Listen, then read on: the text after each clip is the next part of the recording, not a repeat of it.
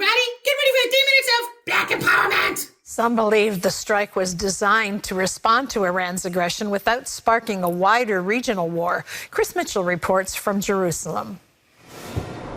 The Iranian Tasnim news agency reported the assault took place in the southeastern part of the city near its nuclear energy mountain. Isfahan is the site of one of Iran's major nuclear sites, enriching uranium for Iran's nuclear program. According to the Jerusalem Post, the attack in Isfahan was carried out with long-range missiles launched from aircraft, not drones or land-air missiles. An Iranian official told Reuters there is no plan for an immediate response. It is not clear who is behind the attack. On local television, other reporters near the area showed how quiet and normal Isfahan looks.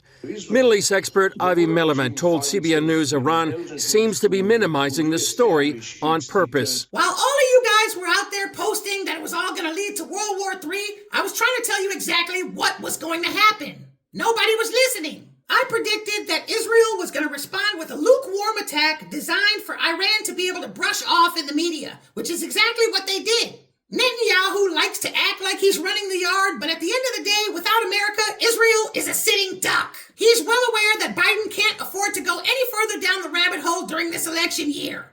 The reason I'm bringing this up is to give another example of why we have to start using our common sense. We have to look at what is and be practical about it.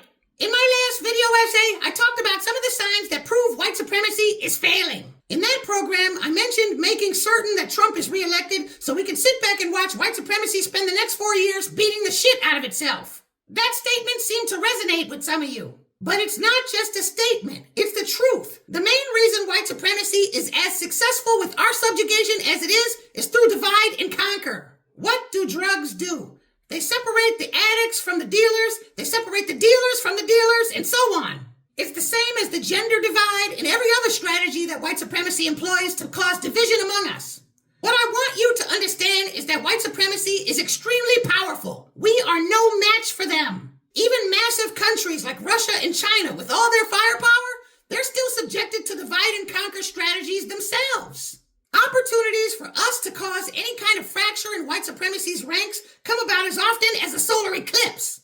If or when an opportunity does come, the window is only open about as long as the totality of an eclipse.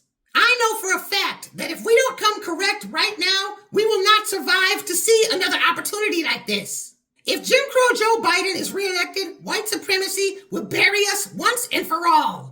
Re-electing Trump would put a historic monkey wrench in white supremacy's plans for us. The damage it could cause could become permanent. The country will survive. White supremacy won't. As foundational Black Americans who know better, it is up to us to make sure that all Black voters know that they are not to vote for Joe Biden. If we don't do it, who else will? Okay, now let's talk about these Washington rallies that are going on. These Washington rallies aren't doing very much. They aren't changing very much at all. Yes, it is good to meet the brothers and sisters that you only know from online and meet them in person for the first time. It's pretty cool. It does have good energy. Still, the main goal with these rallies is to make sure that our message and our voices are heard, right? Who are we trying to get to listen to us? Apparently, if we want reparations, we gotta get white supremacy to listen to us. Let me tell you, white supremacy does not give a damn what we do or say in Washington, D.C., so please wake up out of that dream. So, if white supremacy isn't listening, then who do we have left? The brothers and sisters who came to the rally, right? Well, that's the same old group that we've told the message to 1,000 times already. All these Washington rallies are doing is taking the same people and preaching the same message to them all over again. The only thing that changes is the setting. Yes, there might be a little bit of press there, but nothing too big. I would suggest using the large numbers of brothers and sisters attending to distribute our No Tangibles, No Vote message to all the Black neighborhoods in the D.C. area. That would get white supremacy's attention. I don't understand why you guys don't know that. Well, I actually do. It's really laziness, but we're going to pretend like that doesn't exist. I am currently trying to raise $4,000 to make absolute certain that that happens at Tariq's rally in Washington in June. Please donate what you can. Start spreading our message in your local Black communities. That is the only way we're going to be able to exercise real power in this election. Peace out.